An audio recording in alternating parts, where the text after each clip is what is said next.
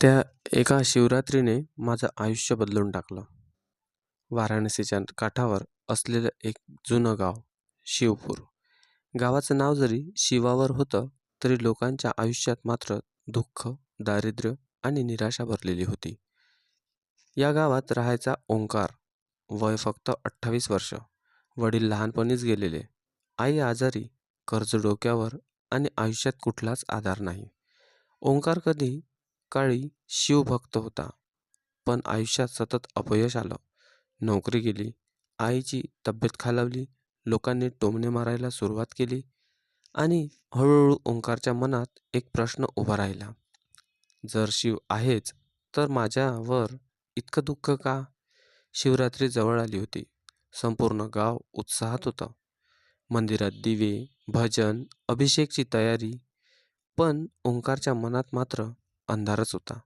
आईने त्याला म्हटलं, बाळा, यावर्षी तरी उपवास कर, शिवाकडे मागणी कर.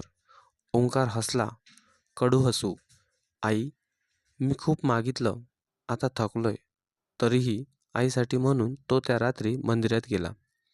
मंदिरात प्रचंड गर्दी होती. घंटानाद, ओम नमः शिवायचा जप, धुपांचा दरवळ. ओंकार एका कोपऱ्यात शांत बसला. रात्री 12 वाजता. जसा अभिषेक सुरू झाला, अचानक मंदिरातले दिवे बंद पडले. पूर्ण अंधार. लोक गोंधळले आणि त्या अंधारात ओंकारला कोणीतरी हाक मारली. ओंकार. तो हादरला. पुन्हा आवाज. तू माझ्यावर विश्वास ठेवतोस का? हा आवाज बाहेरचा नव्हता, तो त्याच्या आतून येत होता. त्या अंधारात ओंकारच्या डोळ्यासमोर त्याचं संपूर्ण आयुष्य फिरलं. वडिलांचा मृत्यू, आईचं दुःख, अपमान, अपयश आणि त्याच्या मनातून एकच प्रश्न, हे सगळं का? आवाज पुन्हा आला.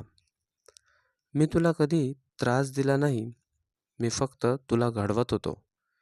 त्या क्षणी दिवे पुन्हा लागले, पण ओंकार बदलला होता. मंदिराबाहेर एक साधू बसलेला होता. डोळ्यात विलक्षण तेज. साधू म्हणाला, शिव प्रश्न विचारणाऱ्याला नाही, स्वतःला ओळखणाऱ्याला भेटतो. ओंकारच्या डोळ्यात पाणी आलं. साधू पुढे म्हणाला, महाशिवरात्री ही मागण्यासाठी नाही, सोडण्यासाठी असते. अहंकार, भीती, राग सगळं सोडण्यासाठी. त्या रात्री ओंकार मंदिरातच बसून राहिला. झोप नाही, भूक नाही. तो स्वतःशीच बोलत होता, मी इतका कमजोर का झालो? मी हार का मानली?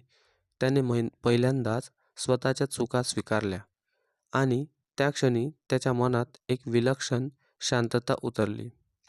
पहाट झाली, सूर्य उगवला. ओंकार मंदिराबाहेर आला. साधू गायब होता. पण जिथे साधू बसला होता, तिथे फक्त एक वाक्य लिहिलेलं होतं, तूच शिव आहेस. जेव्हा तू स्वतःवर विश्वास ठेवतोस. ओंकार रडला, पहिल्यांदाच आनंदाने. त्या दिवसानंतर ओंकार बदलला.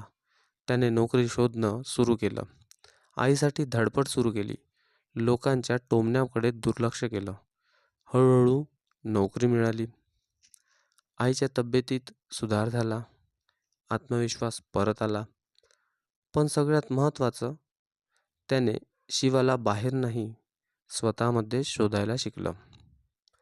आज ओंकार दरवर्षी महाशिवरात्र साजरी करतो. पण तो काही मागत नाही.